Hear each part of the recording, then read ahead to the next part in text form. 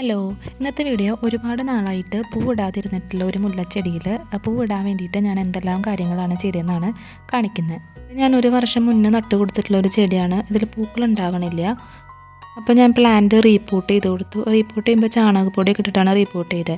പിന്നെ കമ്പുകളെല്ലാം തന്നെ നല്ല രീതിയിൽ തന്നെ വെട്ടിക്കൊടുത്തു. എന്നിട്ടും ഇതിൽ പൂക്കളുണ്ടാവണില്ല. ഞാൻ ഡീപ്പ് പ്രൂൺ ചെയ്ത് കൊടുക്കുകയാണ് ചെയ്തത്.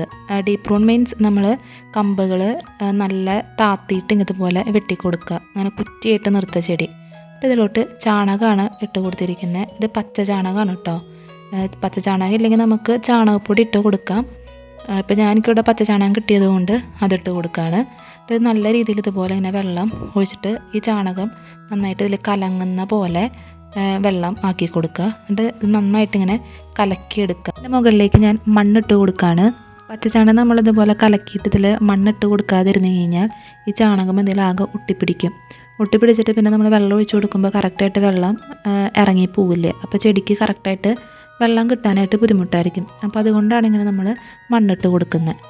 ഇങ്ങനെ ചെയ്ത് കുറച്ച് ദിവസം കഴിഞ്ഞപ്പോൾ തന്നെ നമ്മൾ മുറിച്ച് കൊടുത്ത കമ്പിൻ്റെ സൈഡിൽ നിന്ന് തന്നെ പുതിയ ചില്ലകൾ വരാനായിട്ട് തുടങ്ങി.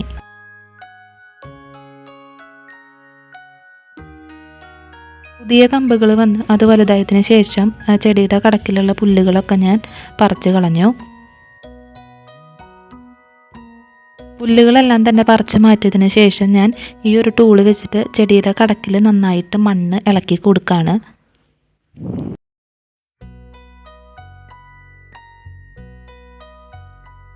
മണ്ണെല്ലാം നന്നായിട്ട് ഇളക്കിയതിന് ശേഷം ഞാനിവിടെ 1 സ്പൂൺ മുട്ടയുടെ തോടാണ് എടുത്തിരിക്കുന്നത്. അതേ അളവിൽ തന്നെ എല്ലുപൊടിയും എടുത്തിട്ടുണ്ട്. ഒരു ചെടിക്ക് ഈ ഒരളവ് മതി. ഇത് രണ്ടും കൂടെ മിക്സ് ചെയ്തതിന് ശേഷം ചെടിയുടെ കടക്കിൽ ഇതുപോലെ ഇട്ട് കൊടുക്കുകയാണ്. ഇതിട്ട് കൊടുക്കുമ്പോൾ ചെടിയുടെ ഇലയിലോ തണ്ടിലോ തട്ടാതെ വേണം ഇട്ട് കൊടുക്കാൻ വേണ്ടിയിട്ട്.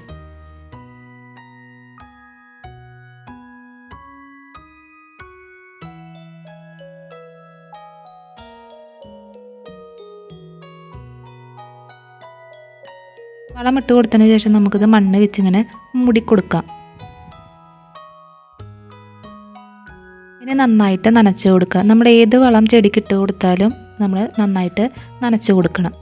ഇങ്ങനെ ചെയ്ത് കൊടുത്ത് കുറച്ച് ദിവസം കഴിഞ്ഞപ്പോൾ തന്നെ അതിൽ മുട്ട് വന്നിട്ടുണ്ടായിരുന്നു.